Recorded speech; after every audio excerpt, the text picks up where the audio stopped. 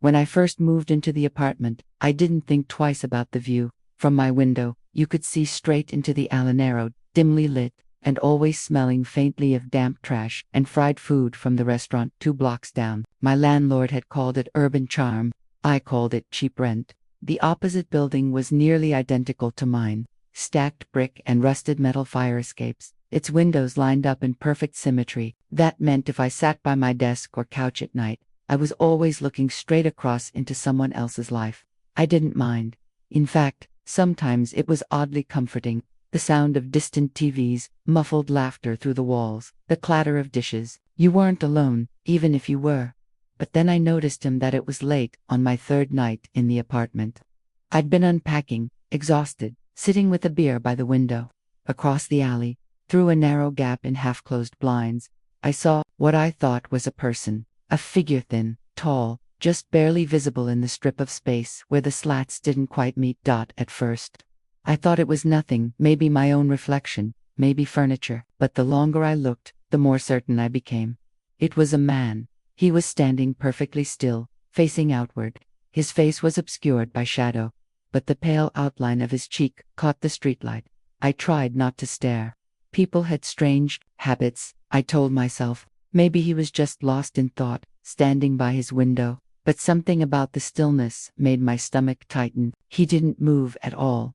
Not a shift in posture, not a flicker. Just there, in the dark, as if frozen. I turned away. I pulled my curtains closed. But that night, lying in bed, I couldn't shake the image from my mind. The next night, I didn't intend to look. I swear I didn't.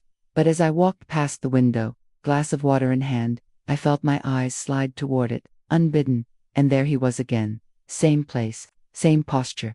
Only this time, I felt certain he wasn't staring out into the night. He was staring at me. I stood frozen, the condensation from the glass dripping onto my fingers. His head seemed tilted slightly forward, as though he were pressing his face closer to the blinds, peering through that narrow slit. I backed away, slowly, until the couch pressed against the backs of my legs. My skin prickled with cold. Finally, I yanked the curtains shut and forced myself back into bed.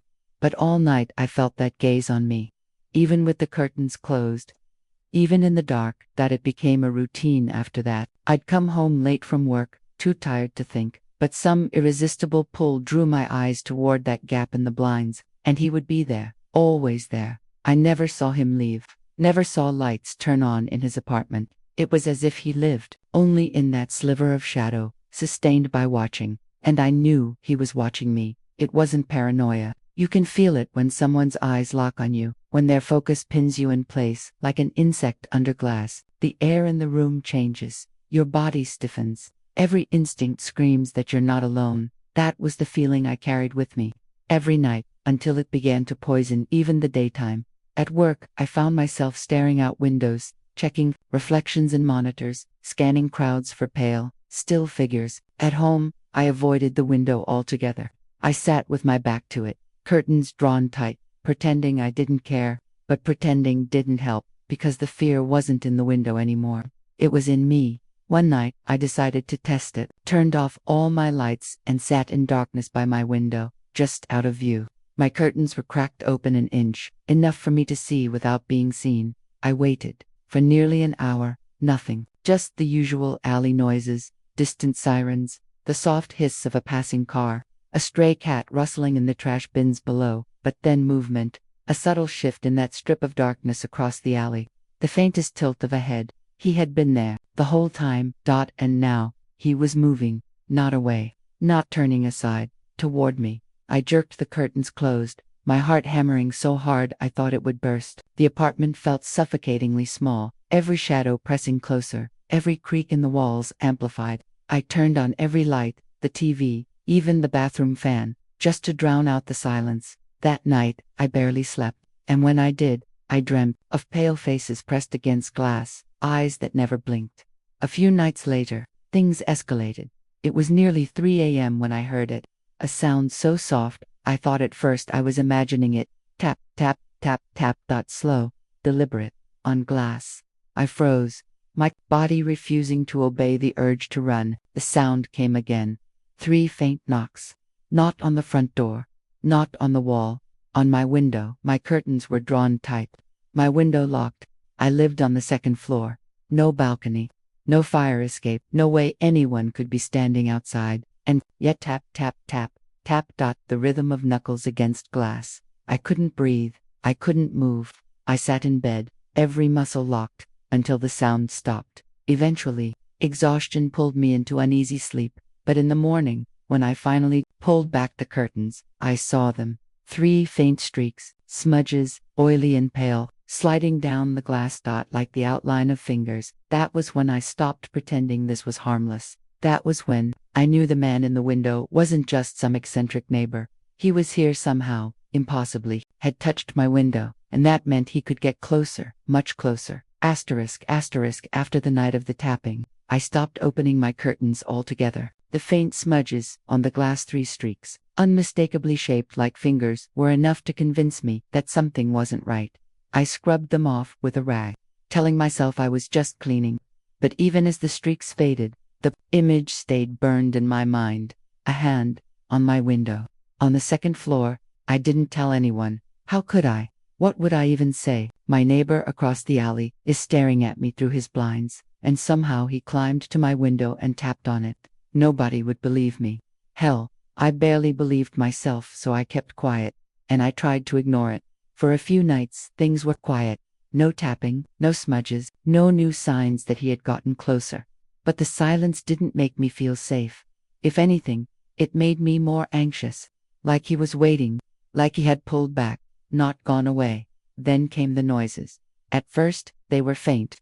A soft scuff against the wall behind my couch. I thought it was pipes, or the building settling. It was an old place, after all. But then, the noises became more deliberate. A dragging sound, slow, heavy, like something being pulled across the floor. It came from the wall we shared, the one that separated my apartment from his. I pressed my ear against the plaster one night, heart pounding, straining to hear. At first, nothing, just the faint hum of the building. Then scrape. Long, drawn out, metal on wood, maybe, or nails on concrete. I jerked back so fast I nearly fell. The sound stopped the instant I moved away, stood frozen in the middle of my living room, staring at the wall as though it might move. The silence was oppressive, thick, pressing against my eardrums.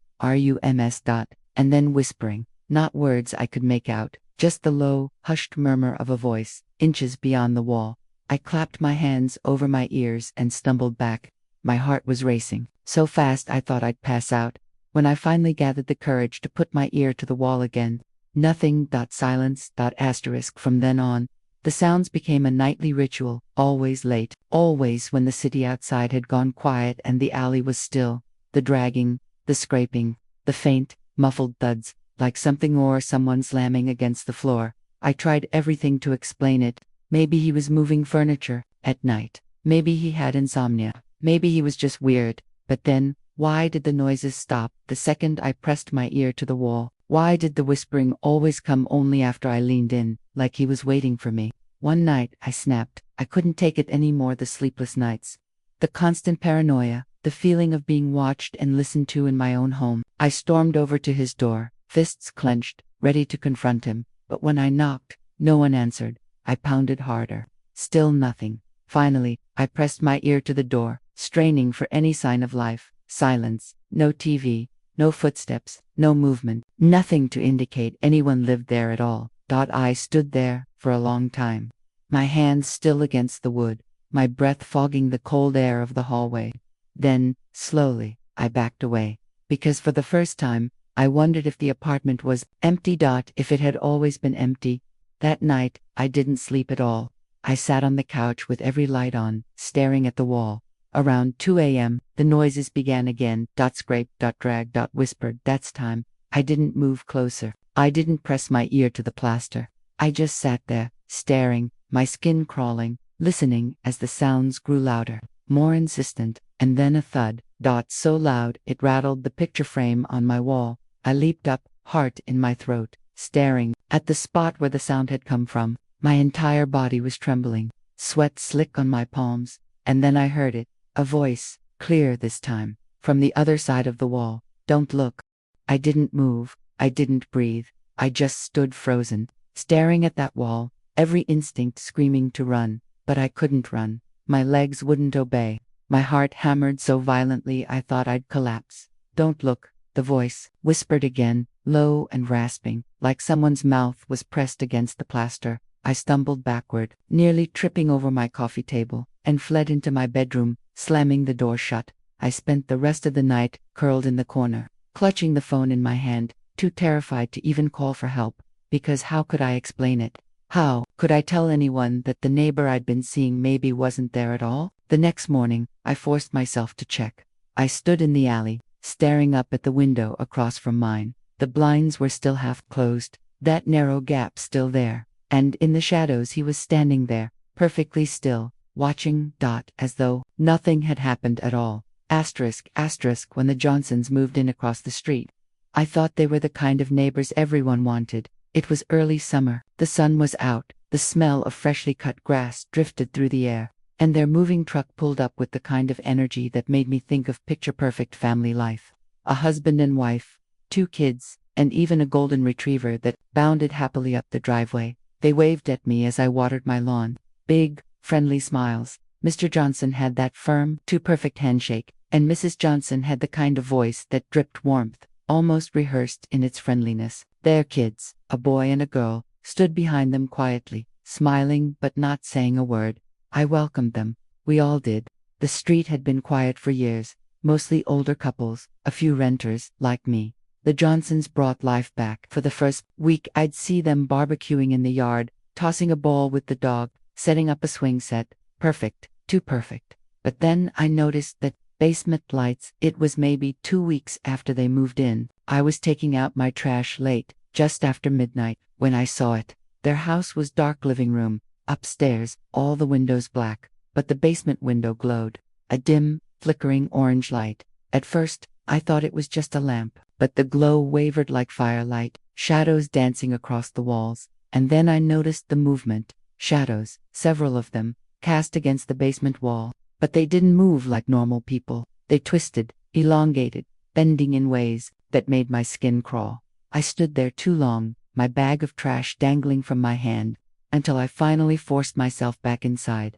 I told myself it was nothing. Maybe they had a fireplace down there. Maybe the kids were playing with candles.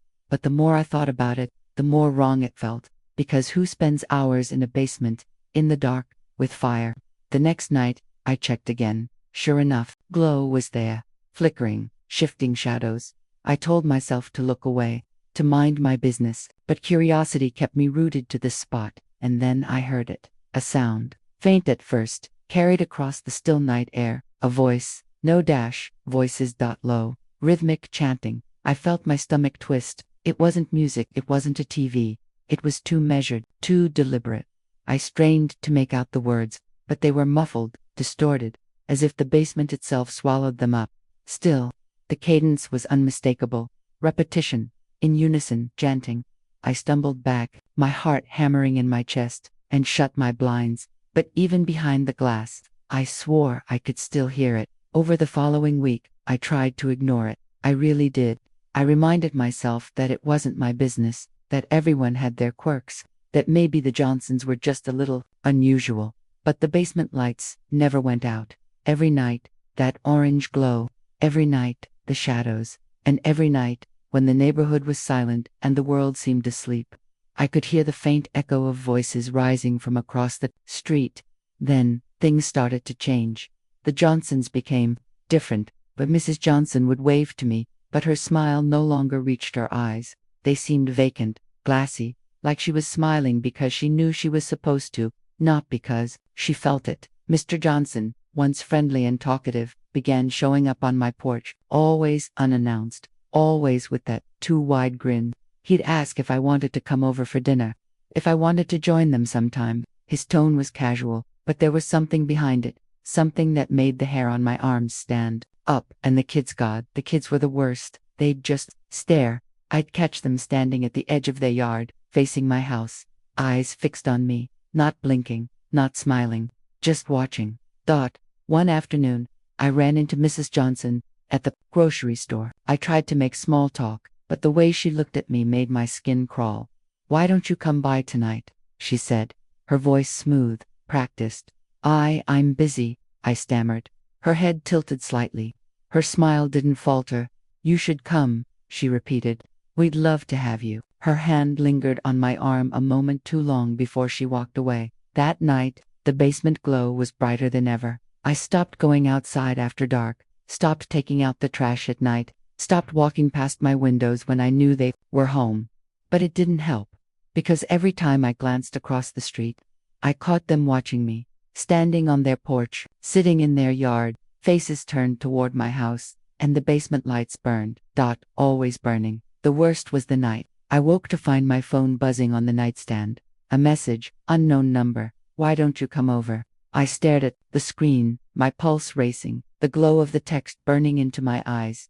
Another message. We see you. My hand trembled as I set the phone down. I told myself it was a prank, that it couldn't be them. But when I looked out the window, across the street, the Johnsons were standing in their yard, all four of them smiling. And behind them, their basement glowed like a furnace. The night I got the text message from the Johnsons, or whoever was using their number, I barely slept. Every time I closed my eyes, I pictured them standing in their yard, grinning at me from across the street while that basement window glowed like an open furnace. I told myself I'd ignore them, stay inside, stay quiet, avoid contact. That was my plan. But the Johnsons didn't let me. It started the next morning. I opened my front door to leave for work and found Mr. Johnson standing on my porch. He wasn't holding a package or pretending to have knocked. He was just standing there, smiling. "Morning, neighbor," he said brightly. "We were just talking about you." I froze, my keys clutched tight in my hand. His eyes didn't blink. "You should come over tonight," he continued. "We're having a little get-together." I mumbled something about work, about being too busy, but he didn't seem to hear me. "You should come," he repeated. "It's important." Then, without another word, he turned and walked back across the street. That night, I drew my blinds tight and turned off all my lights, trying to make it look like I wasn't home. But even in the dark, I could feel them, watching. When I finally gathered the courage to peek out, the whole family was standing on their porch, not moving, not talking, just staring at my house. The basement glowed behind them. The following days blurred together. Every time I left my house, one of them was there. Mrs. Johnson watering plants that didn't need watering, smiling that empty smile, the kids riding their bikes slowly past my driveway, never breaking eye contact, and always Mr. Johnson waiting by the fence, waving as though we were lifelong friends. "Come by tonight," he'd call out. "It's about time." I stopped answering, stopped acknowledging them, but ignoring them didn't make them go away. If anything, it made them worse. One evening I came home to find an envelope taped to my front door. Inside was a note, neat handwriting, perfectly straight lines. "It's your turn to come over. 9 p.m. Don't be late." No name, no signature. But I didn't need one. I crumpled the note and threw it away. But the dread stayed with me all evening, heavy and suffocating. At exactly 9, there was a knock at my door, not frantic, not impatient. Just 3 slow, steady raps. I sat frozen on the couch, every light off, holding my breath. The knocking came again. 3 more, perfectly spaced. I didn't move. Eventually, it stopped. When I dared to peek through the blinds, the Johnsons were back on their porch. All 4 of them, smiling, and the basement light burned brighter than ever. Sleep was impossible after that. Every creak in my house sounded like footsteps. Every shadow seemed to stretch too far. But what unsettled me most was the silence. They didn't call, didn't text, didn't knock again. They were just waiting. And that was worse. The breaking point came 3 nights later. I woke to the sound of my phone buzzing on the nightstand. My heart sank as soon as I saw the number known again. One new message. "We're ready for you now." I dropped the phone as though it had burned me, my chest tightening, my pulse hammering in my ears. I forced myself to look outside, and what I saw froze me where I stood. The Johnsons were no longer on their porch. They were in the street. All 4 of them, standing perfectly still in the middle of the asphalt, directly between our houses, and behind them. Their basement wasn't just glowing. It was blazing. I shut the blinds and backed away, trembling, every nerve in my body screaming. They weren't asking anymore. They were waiting. And sooner or later, I knew I wouldn't have a choice. When I first rented the house on the edge of town, I thought I'd found peace. It wasn't much to bedrooms, peeling paint, weeds in the yard, but it was quiet. After years of apartment living in the city, I wanted quiet more than anything. The only thing I didn't like was the property next door. It wasn't just abandoned, it was wrong. The house was sagging, its windows boarded up, its yard choked with ivy and tall grass. A rusted iron fence wrapped around it like a cage, and at the front, a heavy gate hung shut with a massive padlock. The landlord told me not to worry. No one's lived there in years, he said. The town's tried to sell it, but no one wants it. At first, I believed him. But then I started seeing the footprints.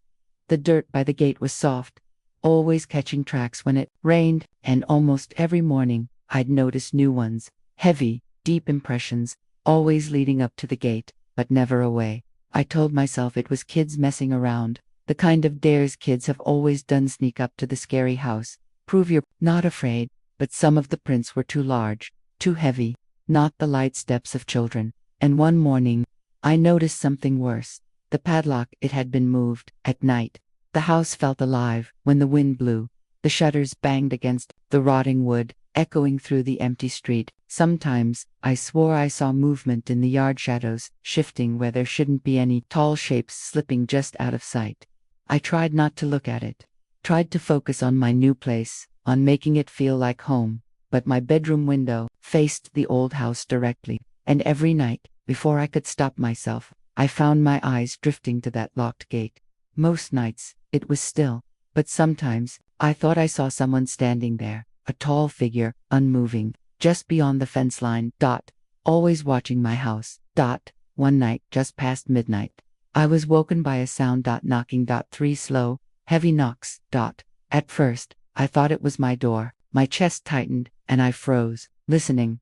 But then I realized the sound wasn't coming from the front of my house. It was coming from outside, from the gate. I crept to the window, heart hammering. The street was empty. The night air was still. And yet there it was, the tall figure, standing at the gate. Its outline was barely visible in the moonlight, but I could see its head tilted upward, facing my house, facing me. I ducked back, pulling the curtain closed with shaking hands. I didn't sleep the rest of the night.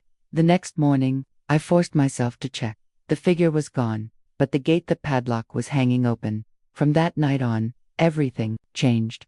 I couldn't walk through my house without feeling eyes on me, couldn't sit in silence without hearing the faint rattle of metal, the squeak of hinges moving in the wind, the footprints multiplied, and sometimes, late at night, I swore I heard the gate creaking open. The scariest part wasn't the sounds, it was knowing that no matter how long I stared at that house, no matter how carefully I searched the yard for movement, I never saw the figure leave. The first night the padlock went missing, I barely slept. Every sound made me jump, the settling of my own floorboards, the groan of the pipes, the occasional bark of a distant dog. I kept replaying the moment in my head, the figure at the gate, tall and still, staring up at my window. And then the lock open. I told myself to call the police, to report trespassers. But how could I explain what I'd seen without sounding insane? There's someone standing by the abandoned house. That was all I had. And so, I stayed quiet, but silence didn't keep them away. The second night, it came again. 3 slow knocks, not at my door, at the fence. That's time I refused to look. I stayed in bed, clutching my blanket like a child, my body tense with fear. The knocking came again, steady and deliberate, echoing in the stillness. I pressed my hands against my ears, but it didn't help. The sound wasn't just in my ears, it was in my chest, rattling through my bones. When it finally stopped, I thought maybe I'd imagined it, that maybe it was just the wind. But then came the dragging, a long metallic scrape, like something heavy being pulled across the iron bars at the gate. And then, silence. The third night was worse. I woke at 2:17 a.m. to the sound of footsteps in my yard. Not cautious steps, not the light patter of an animal. Heavy, deliberate footsteps, circling the house. I lay frozen, my breath caught in my throat, listening as they moved from one side to the next, slow and patient, as though whoever it was wanted me to know they were there. And then came the knock. Not at the gate this time, at my back door. I wanted to call the police, but when I reached for my phone, my hands were shaking too badly to type. I forced myself to peek through the blinds, but the yard was empty, no one was there, and yet I could still hear the footsteps. Closer now. Inside the fence, the next morning, I found the proof I had been dreading. In the dirt, just below my bedroom. Window footprints. Deep, heavy. Too close to my house to be a coincidence, and smeared across the glass, at eye level, was the faint outline of a hand. Not a clean print, not like someone had touched it casually. It looked like whoever it was had pressed their palms slowly down, dragging their fingers as though savoring the moment. That night, I didn't even try to sleep. I sat in the living room with all the lights on, clutching the heaviest kitchen knife I owned. The silence was unbearable. Every second, I expected to hear it again. The footsteps, the dragging, the knock. But nothing came. And that was somehow worse, because silence meant they were waiting, and waiting meant they had time. By the fourth night, I was unraveling. Exhaustion had hollowed me out, made every shadow twitch and every sound scream in my skull. When the knock finally did come, sharp and sudden against the front door, I nearly screamed. I forced myself to creep closer, my breath shallow, my knife gripped so tightly my hand ached. When I peered through the peephole, my blood ran cold. It wasn't the figure, it was a child, a small boy, standing barefoot on my porch, his head tilted down so I couldn't see his face. He knocked again, slow and deliberate, and then, in a voice that was barely more than a whisper, he said, "It's open." I stumbled back, dropping the knife, because I realized something horrifying. He wasn't talking about my door, he was talking about the gate. Asterisk, asterisk, asterisk. I didn't sleep after the boy's whisper. "It's open." Those two words kept echoing in my skull, over and over, over and over. I tried to convince myself I'd imagined him, that maybe exhaustion had broken my mind, but the memory of that small figure on my porch barefoot, head tilted, voice cold and strange, was too sharp to dismiss. The next morning, I forced myself to check the abandoned property again. The padlock was gone. The gate hung open by a few inches, creaking in the breeze. I stood there for a long time, my stomach hollow, my heart pounding. The house looked the same as always, dark, boarded up windows, vines choking the walls, but it no longer felt separate from me. There was no barrier anymore. Whatever had been inside was free to cross over. That night, the sounds began earlier than usual. At 10:34 p.m., I heard the creak of the gate at 11:02, the soft crunch of footsteps in my yard at 11:47, the sound of someone dragging their hands slowly across my siding nails, catching on the wood with an unbearable screech. I turned on every light in the house, sat clutching my knife again. I even called my friend Kyle, begging him to come over. He laughed it off. "It's an old house, man. You're psyching yourself out. Get some sleep." I almost screamed at him, but instead I hung up. And then, as if mocking me, the phone rang again. I answered without thinking. No one spoke. Just silence, but I could hear breathing, not through the phone behind me. I spun around, heart exploding in my chest. The living room was empty, the kitchen was empty, but then I saw it. The back door. It was open, just a crack. I knew I had locked it. I slammed it shut and threw the bolt across, my hands trembling so badly I could barely hold on. But the moment I backed away, the knocking began. Slow, heavy, right on the other side of the door. I wanted to scream, wanted to run, but my legs wouldn't move.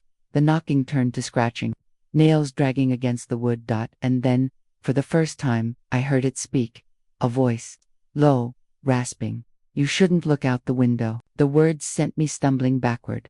I thought of my bedroom window, of the handprints smeared across the glass, of the figure staring up at me from the yard. But before I could even react, I heard another sound, this one coming from upstairs. Footsteps. Inside my house. I froze. My heart hammered so violently I thought it would burst. There was no denying it anymore. They weren't just at the gate. They weren't just in the yard. They were inside. I forced myself up the stairs, each step heavier than the last. My knife felt like a toy in my hand. The sound came from my bedroom. Slow, deliberate pacing across the floorboards. When I reached the door, I saw it was wide open. And on the glass of my window, the one facing the abandoned house, was a new handprint. Fresh. Still wet. I backed away slowly, my body numb with terror. And then, from the shadows inside the room, I heard it again. Breathing. Long, deep, as though someone was standing just inches away, hidden in the dark. I couldn't move, couldn't scream, couldn't even think. And then the voice whispered, again closer this time. You left it open.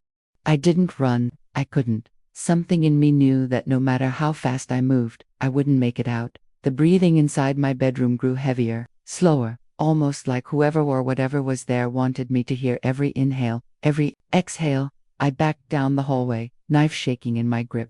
My vision, tunneled. And then, silence. The footsteps stopped. The breathing cut off mid-draw. The stillness was worse than the noise, because silence meant I had lost track of it. I bolted downstairs, fumbling with the front door. My hands were slick with sweat, slipping against the lock.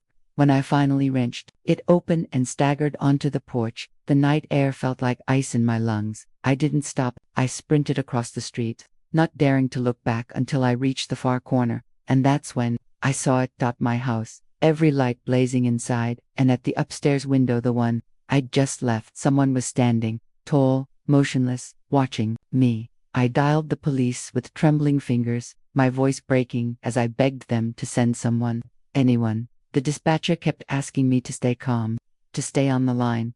When the squad car finally pulled up, I ran to meet the officers, blurting out everything, the noises, the knocking, the figure, the boy, the handprints. They searched the house, every room, every closet, even the basement.